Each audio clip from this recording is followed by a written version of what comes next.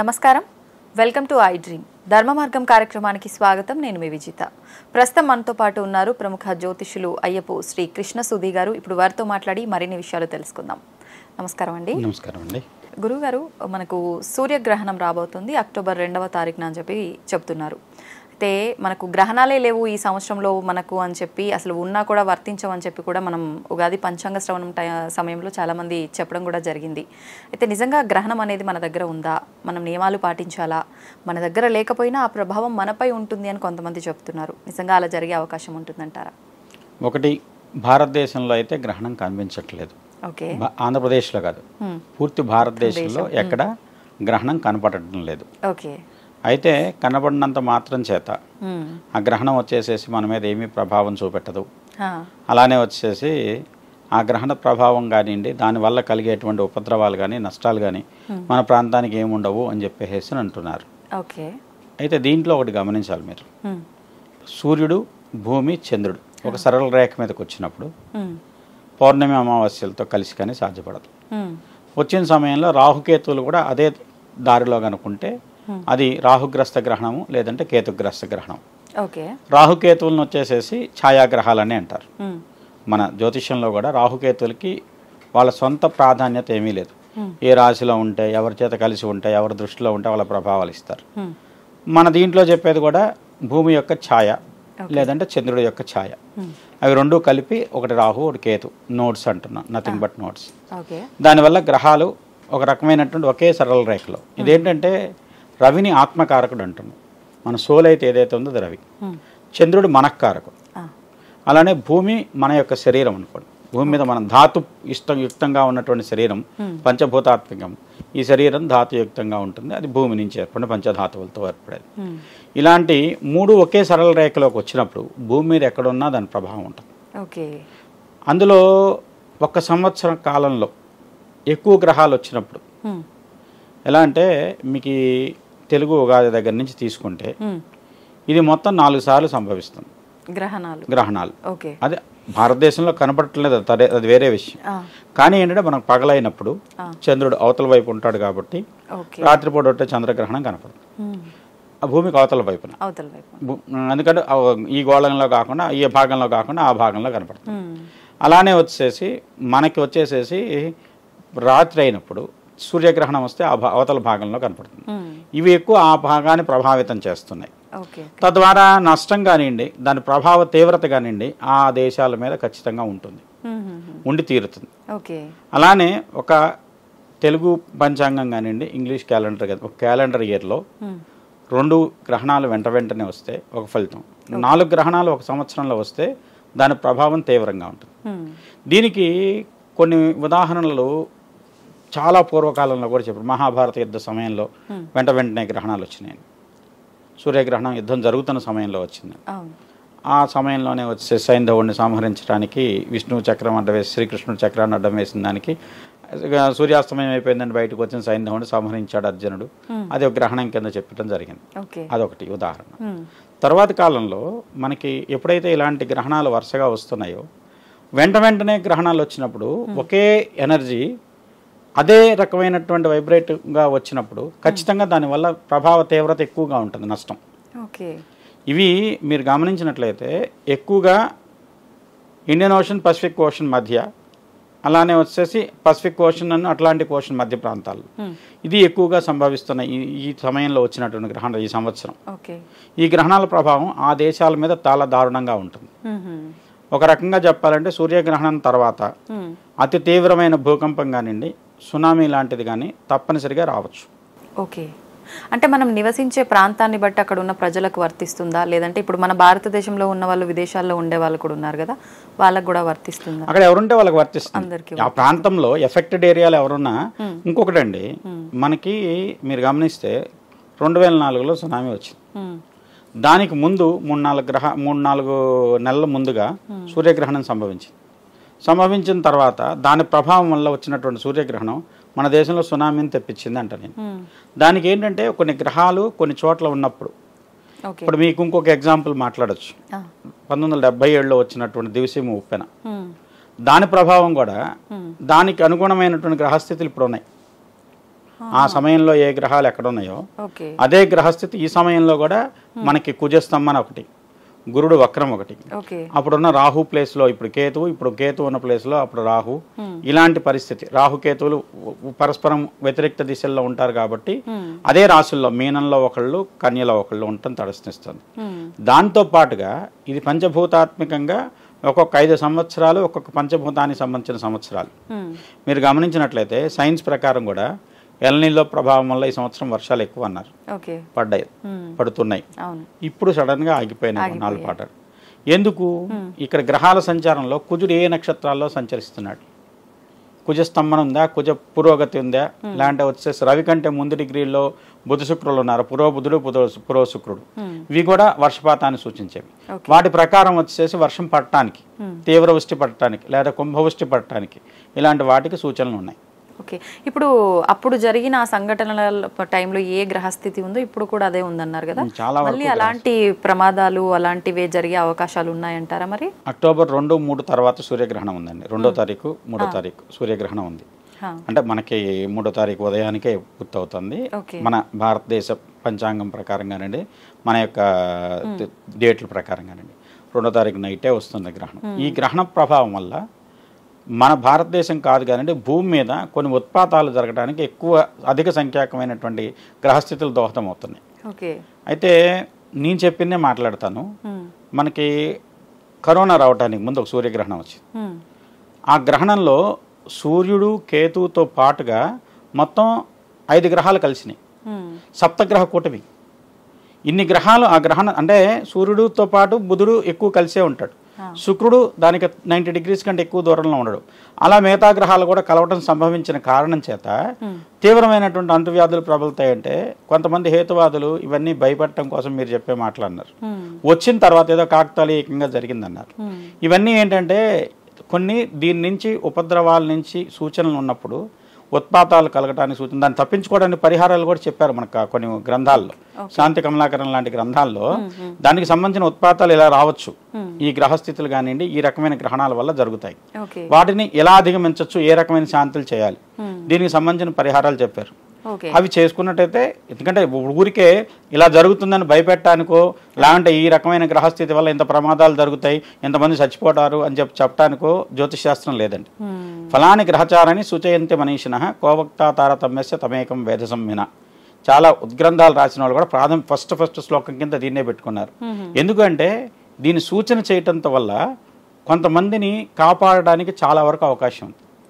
ఏ ప్రాంతం అయితే ప్రభావితం అవుతుంది, ఏ ప్రాంతంలో అయితే ఇలాంటి ఉపద్రవాలు వస్తున్నాయి, మనం కరెక్ట్ గా ఏ ప్రాంతంలో సంభవిస్తోంది కూడా చెప్పే అవకాశం ఉంటుందంటారా?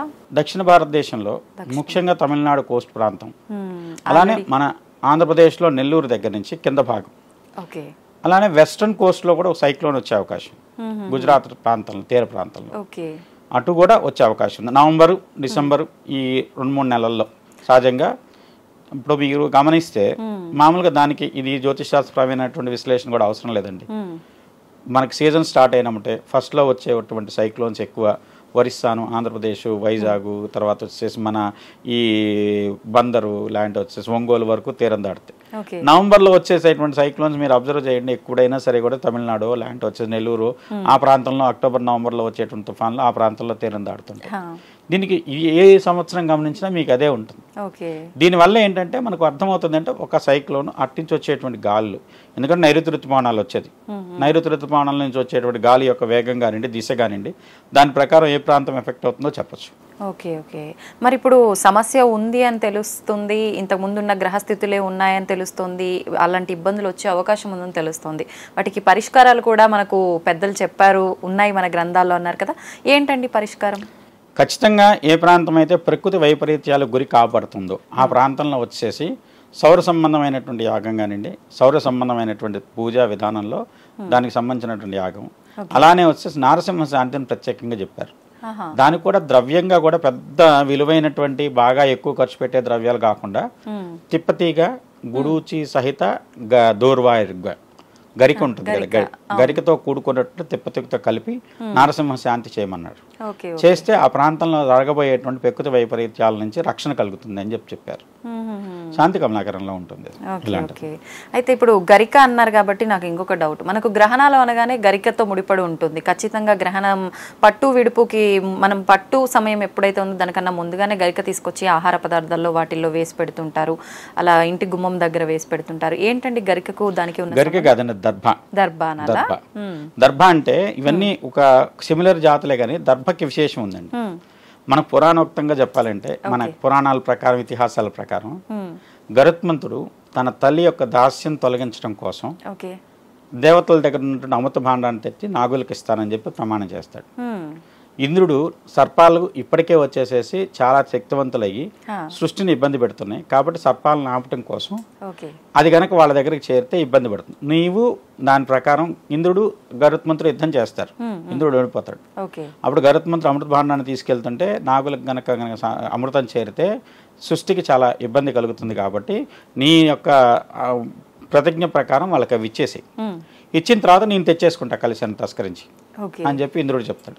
సరే గరుత్మంతుడు తీసుకొచ్చి అమృత కలశాన్ని వచ్చేసి తీసుకొచ్చి వాళ్ళకి నాగులకి ఇచ్చేసేసి ఏమంటాడంటే ఇది అమృతం, మీరు దీన్ని శుచిగా ఉండి స్వీకరించండి అని చెప్పి దర్భలు కింద పరిచి దాని మీద అమృత భాండాన్ని పెట్టాడు. పెట్టినప్పుడు ఇంద్రుడు ఏం చేస్తాడు, మా తల్లి దాస్యం విముక్తి అయిందా అని చెప్పి గరుత్మంతుడు అయితే నాగులు విముక్తి అయింది అని చెప్పి చెప్తారు. ఆయన ఆ మాట తీసుకొని వెళ్ళిపోతాడు. ఇంద్రుడు వెంటనే ఆ కలశాన్ని తీసుకొని దాని అక్కడి నుంచి వేగంగా తీసుకొని వెళ్ళిపోవడం కోసం ప్రయత్నించి వెళ్ళిపోతుంటాడు.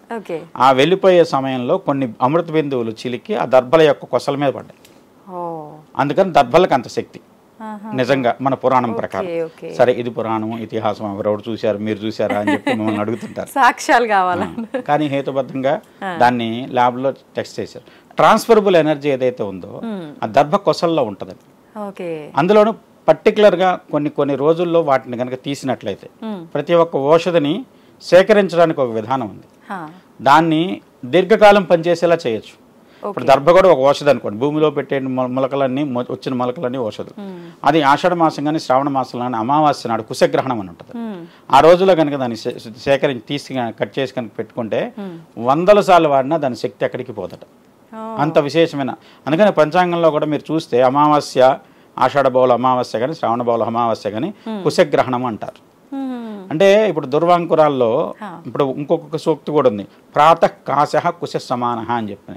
పొద్దున్నే కోసిన గడ్డి కూడా అంటే గరిక లాంటిది కూడా దర్భతో సమానమైంది. దీంట్లో ఉన్నది పొద్దున్నే కోస్తే ఆ రోజు కోసింది ఆ రోజు వరకు దర్భతో సమానమైన శక్తితో పనిచేస్తుంది. మీరు ఇది ఒకటే కాదండి, అంతకు ముందు రోజుల్లో ఇవాళ రోజున్న అంత వైద్య విజ్ఞానం అంత లేనప్పుడు పాము గరిచినా తేలు గరిచినా మంత్రం కోసం వెళ్తే వాళ్ళు గరిక పట్టుకొని మంత్రిస్తేవాళ్ళు. ఆ మంత్రం చెబుతే గరికతో అటు ఇటు అంటే ఆ గరిక కొసల నుంచి విషాన్ని హరించే శక్తి ఉంది. దాంట్లో ఉన్న సూక్ష్మం అయితే అది. దాని ప్రకారం అయితే ఖచ్చితంగా దర్భల్లో అలాంటి ఆహార పదార్థాల్లో కూడా ఇంకా దానికి స్పష్టంగా చెప్పాడండి. ఏవైతే వండిన ఉన్నాయో వాటికి దోషం, పాలకు లేదు దోషం, పెరుగుకి లేదు దోషం, ఇవన్నీ కూడా దోషం లేనివి. ఆవులకి లేదు దోషం, నదులకు లేదు దోషం. ఇవన్నీ ఏంటంటే మనకి న్యాచురల్గా ఏవైతే స్వతసిద్ధంగా ఉన్నాయో, ఏవైతే ప్రవాహంలో ఉన్నాయో వాటికి దోషం లేదు. సూర్యగ్రహణానికి సముద్ర స్నానం చేయమనే కారణం ఏంటి? సముద్రంలో ఉండేటువంటి అలల వల్ల అంతర్గతంగా వచ్చే ప్రవాహాల్లో దాంట్లో ఉన్నటువంటి ఔషధ గుణాలన్నీ ఒక్కసారి వెలికి తీయబడతాయి. ఆ సమయం సూర్యగ్రహణం అయిన తర్వాత సముద్ర స్నానం చేస్తే శారీరకంగా ఉండేటువంటి రుగ్మతలు పోవటం కాకుండా శరీరంలో ఉండేటువంటి అంతర్గతమైనటువంటి శక్తి స్థానాలు చాలా బలీయంగా యాక్టివేట్ అవుతాయి. దానివల్ల ఇంటర్నల్గా మన యొక్క ఆత్మశక్తి పెరుగుతుంది. అది నిజంగా దాంట్లో ఉన్న సూక్ష్మం అది. ఓకే, మొత్తానికి దర్భ గరిక కాదు, గరిక వేరు. గరిక కూడా ఉంది, దానికి ప్రాధాన్యత ఉంది. కానీ దర్భ ఏంటంటే అమృత తుల్యమైంది. దర్భ ఏంటంటే దర్భ తర్వాత స్థానాల్లోకి వస్తాయి. ఇవన్నీ ఒకే జాతి అయినా కూడా బరహిస్సు ఉంటుంది మధ్యలో. అలానే రెల్లు ఉంటుంది, రెల్లుని తీసేసేయలేము. రెల్లు అంటే సన్నగా ఉంటాయి కొసలు. సుబ్రహ్మణ్య స్వామి పుట్టింది రెల్లు పొదలు, అందువల్ల శరవణ భవుడు. అది ఏంటంటే ఒక్కొక్క జాతికి ఒక్కొక్క విశేషం ఉంది. దాంట్లో దర్భలో ఉన్నటువంటి ప్రాణశక్తి గరికలో ఉన్నటువంటి శక్తిని అంటే చెడు నాపే శక్తి ఉంటుంది. అందుకని వినాయకుడికి దూర్వార యజ్ఞ పూజ అంటాం, దూర్వార గణపతి వ్రతం అని చెప్పి వినాయకుడికి పూజ చేస్తుంటాం. గరికతో పూజిస్తే అంటే ఆయన ఏ కోరికను తీరుస్తాడట. యో దూర్వాంకురైర్యతి సవైశ్రవణో పుమో భవతే అని చెప్పి గణపతి ఉపనిషత్తు చెప్తుంది. ఆ యొక్క గరిక పోసలతో కనుక హోమం చేసినట్టయితే కుబేరుడితో సమానమైన ఐశ్వర్యం ఇస్తానని చెప్తాడు. అంత విశేషం ఉంది గరికల్లో. దీని విశేషం దీనిది, దాని విశేషం దానిది. ఓకే. దర్భలకు కాబట్టి ఈ గ్రహణాల సమయంలో దర్భలకు ప్రాధాన్యత. ఓకే. అయితే ముఖ్యంగా గ్రహణం విడుపు తర్వాత దానాలు కూడా చేయాలి అంటుంటారు కదా, ఎటువంటి దానాలు చేస్తే బాగుంటుందంటారు? సూర్యగ్రహణం అయితే సూర్యుడికి సంబంధించింది, ఓకే, సంబంధించింది ఏదైనా కావచ్చు. అంటే గోధుమలు కానివ్వండి, రాగి పాత్ర కానివ్వండి, రాగి ప్రతిమలు కానివ్వండి, ఓకే, అలానే సూర్య సంబంధమైనటువంటి ప్రభావాన్ని ఉండేటువంటివి. రాహుగ్రస్త గ్రహణం అయితేనేమో గోధుమలు, సర్ప ప్రతిమలు, ఓకే, అలానే కేతుగ్రస్త గ్రహణం అయితే ఉలవలు, హా, గణపతి ప్రతిమలు లాంటివి ఇలాంటివి దానం చేయొచ్చు. ఇంకొకటి అండి, గ్రహణ సమయంలో దాన్ని వచ్చేసి మన ఒక ప్రత్యేకమైన విశేషమైన ఫలితం, మామూలు చేసిన దానం కంటే కొన్ని రెట్లు ఫలితం ఇస్తున్నారు గ్రహణ సమయంలో చేసిన దానం. ఓకే. ఏంటి ఆ దానం? ఇవేనా? ఏదైనా ఓకే, ఏ షోడశ మహాదానాల్లో చేయొచ్చు, దశదానాల్లో చేయొచ్చు. ఏ దానం చేసినా మామూలు దానం చేస్తే ఒక ఫలితం అంటే దానికి కొన్ని వేల రెట్లు ఫలితం ఇస్తుంది. ఓకే, అంత విశేషమైనటువంటి ఫలితం. అంటే గ్రహణం ఏమిటంటే ఇక్కడ ఏం లేదండి, ఆత్మశక్తి, మనశ్శక్తి, శరీరం, మనోవాక్కాయ కర్మలు ఇవన్నీ కూడా ఒకసారి ఏకీకృతం కాబడేది. మీకు ఇంకోటి కూడా సూక్ష్మం చెప్తా. మేము గ్రహణాల సమయంలో భోజనం చేయొద్దు, లేదంటే ఖాళీ కడుపుతో ఉండండి, ఇలాంటి వచ్చి భోజనం చేస్తే దోషం అనేది చెప్తున్నారు. నిజంగా దోషం కోసం కాదండి. దానివల్ల ఏంటంటే శరీరంలో ఉన్నటువంటి శక్తి వెన్నుపూస చుట్టూ కేంద్రీకరించబడుతుంది. ఆహారం తీసుకున్నాం, జీర్ణం చేయడానికి బ్లడ్ ఫ్లో అంతా జీర్ణాశయం వైపు వెళ్తుంది. మీరు ఆహారం తీసుకోలేదు అంటే బ్లడ్కి ఏం పని లేదు, అదంతా వటిబ్రో మీద కాన్సన్ట్రేట్ అవుతుంది. వెన్నుపూస మీద కాన్సన్ట్రేషన్ వల్ల నీకు కుండలిని చైతన్యం కాబడు. దానివల్ల ఏంటంటే నువ్వు మంత్రసిద్ధి లాంటి వచ్చేసి ఒక రకమైన సిద్ధి పొందడానికి దోహదకారం అవుతుంది. మూలాధారంలో నిద్రిస్తున్నటువంటి సర్పరూపంలో ఉన్నటువంటి కుండల్ని జాగృతమై ఒక్కొక్క చక్రాన్ని భేదించుకుంటూ వచ్చి సహస్రారం ద్వారా బయటికి ఓపెన్ అవుతుంది. ఇక్కడ ఉన్న సహస్రార చక్రం, బ్రహ్మరంధ్రం, ఇది ఆజ్ఞాచక్రం. ఇక్కడ నుంచి ఓపెన్ అయినప్పుడు అలాంటి వ్యక్తి దైవత్వతో సమానమైనటువంటి శక్తిని కానీ విశేషమైనటువంటి ఫలాన్ని కానీ పొందగలుగుతాడు. ఇది నార్మల్ పీపుల్ కి సాధ్యపడుతుందంటారా? ఎక్కువ సాధన చేసి ఎవరైతే సాధనలో ఉన్నారో వాళ్ళకి సంబంధించినటువంటిది విషయం. ఇప్పుడు మీరు తినద్దు అని చెప్పేది వాళ్ళని చూసి మిగతా వాళ్ళు అది మంచిది కాబట్టి ఫాలో అవుదాం అనుకున్నారు తప్పితే అందరినీ తింటాం మానేయండి ఇలాంటి వచ్చేసి ఇది గ్రహణం టైంలో 2 రోజులు తినద్దు, వారం రోజులు తినద్దు అని ఎవరు నియమాలు చెప్పలేదు. ఓకే. అందులో ఏంటంటే ఎవరైతే మంత్ర సాధనలో ఉన్నాయి, ఇవాళ మంత్ర సాధన బ్రాహ్మణులు ఒక్కలే చేయట్లేదు, సాధకులు ఒక్కలే, అందరికీ దాని మీద కుతూహలం కలిగింది, ఎంతో కొంత నేర్చుకోవాలని, తెలుసుకోవాలని, దాన్ని ఏదైనా సాధించాలి అనేటువంటి పట్టుదల వచ్చింది. అందులో ఎవరైనా చేయొచ్చు. ఎందుకంటే పూర్వకాలంలో మీరు గమనిస్తే ప్రతి కాలంలోనూ ఇలాంటి వాళ్ళు ఎవరో ఒకళ్ళు దాని విషయంలో ఇతరులు కూడా సాధన చేసి సాధించిన వాళ్ళు ఉన్నారు. వాళ్ళు సాధించారు అంటే వాళ్ళకి దీని యొక్క సూక్ష్మాన్ని తెలుసుకున్నవారు. ఎవరైతే తెలుసుకున్నాడో వాడే జ్ఞాని, వాడి దగ్గరే వచ్చే శక్తి వస్తుంది. వాళ్ళు తెలుసుకోగలిగారు కాబట్టి వాళ్ళ శక్తిని పొందగలిగారు. ఓకే, థ్యాంక్ యూ అండి, చాలా మంచి విషయాలు తెలియజేశారు. ధన్యవాదాలు. నమస్కారం.